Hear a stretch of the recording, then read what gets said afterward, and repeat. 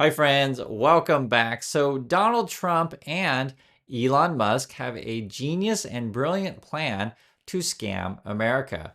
What's this plan, you might ask? Well, I'll tell you, it's crash as much as you can and blame Joe Biden. You crash the market, you crash the economy, you crash America, you crash the world because you can blame Joe Biden. And moreover, your mega supporters, the idiots, the gullible people that follow you, believe anything that you say. You take office in January. Remember, now you're president, but you have a whole year to blame Joe Biden.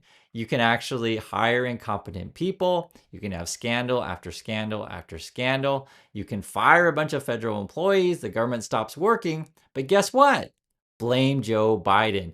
Going into year two, right? Things are still bad, but then you can say, guys, Joe Biden has created the worst mess in American history. And, we got to keep making those tax cuts for rich people because that's going to help you. Give more tax cuts to rich people, the money's going to trickle down to you. And if it doesn't work, guess what? Blame Joe Biden. It's all Joe Biden's fault. Then you go into midterm elections. It's been 2 years that you've been president. Things are actually really, really bad in the United States. You blame Joe Biden even more, and you say, guys, this mess is even worse than I thought. I fired all these people. I don't know why the government's not working. We've been trying to get rid of as many Joe Biden people as we possibly can. You got to vote for us because only us Republicans, Elon Musk, and Trump can fix it. And the gullible Americans might be like, oh my God, you're right. That problem that Joe Biden created is just awful. We've got to vote you in again. So go into year three, things crash even more. You blame Joe Biden even more. And maybe around year four, you start to take credit. Why? Because perhaps things turn around because things have gone down so far because you've been in office for 3 years hiring incompetent people, then things have to turn around at some point, right? I mean, this is not just your show. And then people starting to have hope of like, oh, well, Trump's starting to leave now. Maybe there's going to be a brighter future. And we start thinking about the next year's presidential election. So that's going to be the forecast of the Joe Biden and Elon Musk master plan to scam America. Now, I want to go through some of the headlines and keep an eye on sort of things that I've been talking about. And just to jump right in. These are the numbers here. You guys can see this here. And I know I gave you an overview of the plan to scam America, but actually the market's been doing okay under Biden. I'm not saying everything's absolutely fantastic, but it's been doing right. And the problem is though, and I'll be honest with you guys, there is a disconnect between how many regular people are feeling on the ground and how the market is performing. And in my opinion, many things are overvalued. So the trick that Donald Trump has right now essentially is he loves to talk about stock market gains and stuff like that, is like, okay, how can I keep things pushing forward when things are already overvalued? So that's going to be an interesting thing. Regarding the incompetent people, it just keeps on it coming. I've told you before about the professional wrestling CEO is going to be head of education. He's got a bunch of scandals. Now Kennedy's got a bunch of scandals. The Department of Defense guy, that's the Fox News dude, he's got scandals. Gates already stepped down. He had scandals. This guy, to my knowledge, this is the new person for Trump. I'll read the headline here. Trump taps financier and art collector with no military experience to run the Navy. To my knowledge, I don't think he has any scandals as of yet, but you never know what's going to pop out. Musk and Trump keep picking these most incompetent people. And at this point, I'd be happy with Donald Duck. At least I know Donald Duck has experience with the Navy wearing Navy clothes every single day. At least I know Donald Duck is an entertainer, and Donald Duck is named Donald, and he's rich. Donald Duck has money. So at this point, why not just nominate Donald Duck? We also have this. This is something that Musk was tweeting out today. He's basically saying, Microsoft, you're doing illegal hiring. That's the headlines. Elon Musk says Microsoft's gaming division hiring practices are illegal. That's literally his words. Satya Nadella, this is illegal. Talking about Microsoft's gaming position, and basically they're saying got to get rid of DI because you hire all these people who are incompetent. But then how do you put that together with like all these crazy people that Trump hires? You don't, because essentially Americans are gullible and stupid enough to believe and follow anything that you say, and then you just switch the subject around. So now Elon Musk is changing subjects, and he's going to build a gaming studio. That's the new plan. First, it was electric cars, then it was roadsters, then semis, then robots, then robotaxis. Then now we're going to Mars with Elon Musk. And now, guys, we're building a gaming studio. Elon Musk says, too many game studios that are owned by massive corporations. XAI is going to start an AI game studio to make games great again. Oh, wow. Fantastic. And in fact, Farzad, Elon Musk's king stock promoter, is along for the ride. He says, The United States is primed for a competency renaissance, a rebirth of hiring competent people. That's exactly what I think when I see all of the scandal-ridden people with no experience that Donald Trump is hiring. And yet, as far as I bet you guys remember, he's paid to say these things. And then other people say, Nick Caden says, very curious, excited to see what happens next over the next 4 years. Well, I just told you what's going to happen. And as far as it says, very optimistic. Now, checking in on the markets here. Inflation is at 2.3 or 2.8%, depending if you want to count food and energy or don't count food and energy. I'll just tell you it's around 2.5. We'll go in the middle on that one. Basically, it's higher than the 2% that the Fed has been targeting, and it looks like inflation is coming back. And then with Trump policies essentially inflationary, you're going to pay the tariffs. Trade is going to slow down. You're going to have a trade war, and not only that, growth may be slowing as well. We're going to see lots of crazy things going forward. The government may not function. It's going to be a bumpy 4 years. And I know we make jokes about this stuff, but this is the reality. A lot of people are going to get hurt, especially people who depend on these kind of services, be it your Social Security, your Veterans Affairs, things to do with education, any number of things. And on top of that, you're going to have a bunch of incompetence in cabinet positions. So I can be more of a darker tone and just say, guys, this looks bad. And I'll just be honest, it does look bad. Especially if you're in a vulnerable position, right? If you're wealthy, you got plenty of money, you're probably going to weather the storm just fine. I'll just be honest, you're probably going to be okay no matter what happens. But for the most people, right, the 99% who aren't part of the 1%, things are going to get tough. I want to read some comments coming from you guys because I know we have a smart community and I like to share this stuff with you. Wolf says, people don't seem to get that Trump isn't the reason people want to leave. Talking about leaving the USA. People have basically seen that their fellow citizens don't take things as seriously as they should. And that's correct. So it's not just Trump alone why you necessarily want to leave USA. It's knowing that like 50% of the people voted for Trump, or 49, depending on what numbers you look at. I've been seeing it's vacillating between 50 and 49. But yeah, it's not just Trump. It's the culture that he brings. Unfortunately, and actually it was interesting hearing from our community members in Canada. I guess Canada is having a right-wing movement at the moment that's kind of similar to Trump, or like a mini Trump. Here in Korea, we actually have our current politician. They were calling him Trump version of, or the Korean version of Trump.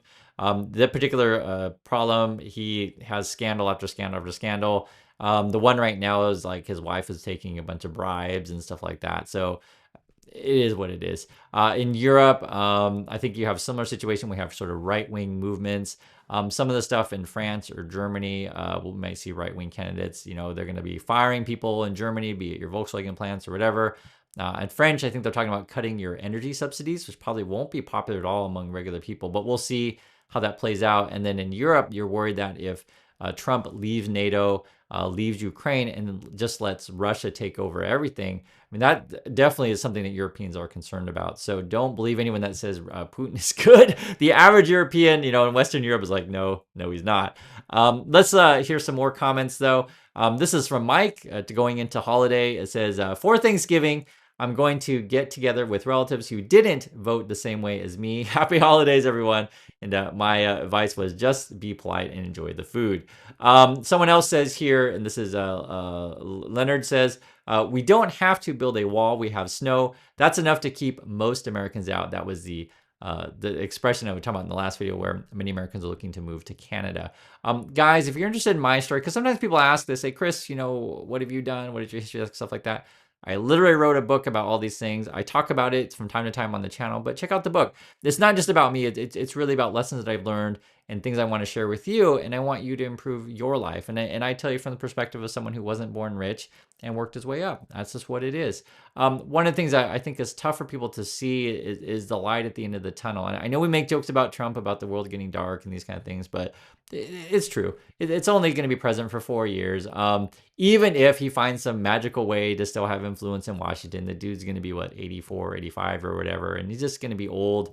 And he eats a lot of McDonald's. I don't think his health is that great. And the same thing with Musk. These people, they have low attention spans. So, they may find that it's just too much stress and too much hassle to have responsibilities and just try to do something else. And let's hope both Musk and Trump sail off into the sunset, but we'll see. Regards to good news, though, guys, if you're in Bitcoin, you're making a ton of money, I guess. It's at 90,000 or something like that, heading towards 100. It's hard to talk about markets these days because, let's be frank, Bitcoin has been doing really well. I can see it with my own eyes. Bitcoin is also a worldwide Ponzi scheme, which I can see with my own eyes. And it's like, okay, so how do you talk about markets when like the best performing stuff is a Ponzi? Or how do you talk about markets where like, your most popular CEO and company, say Tesla, is also a Ponzi? Well, I just tell you it's a Ponzi, and it's the truth. The truth is you can make money in a Ponzi, but you have to make sure you get out before the Ponzi collapses. That's basically what it is. And so it's you're gambling and taking a risk because you're not betting on anything with fundamental assets or fundamental valuations on that thing. And the best way to describe this kind of stuff, the world that we live in, is through movies and TV shows. And why do I say that? Is because for a lot of people, you don't have experience with this kind of stuff. I always try to explain it to you. Like, guys, I went to school at the same place that Trump and Musk went. I know how these kind of people are. Or even the recent financier guy that's now head of the Navy. He had like a party, fundraiser, etc. Wynn was there. And then talking about Steve Wynn, the Las Vegas guy. I went to school with Wynn's granddaughter, so I know how this kind of stuff is.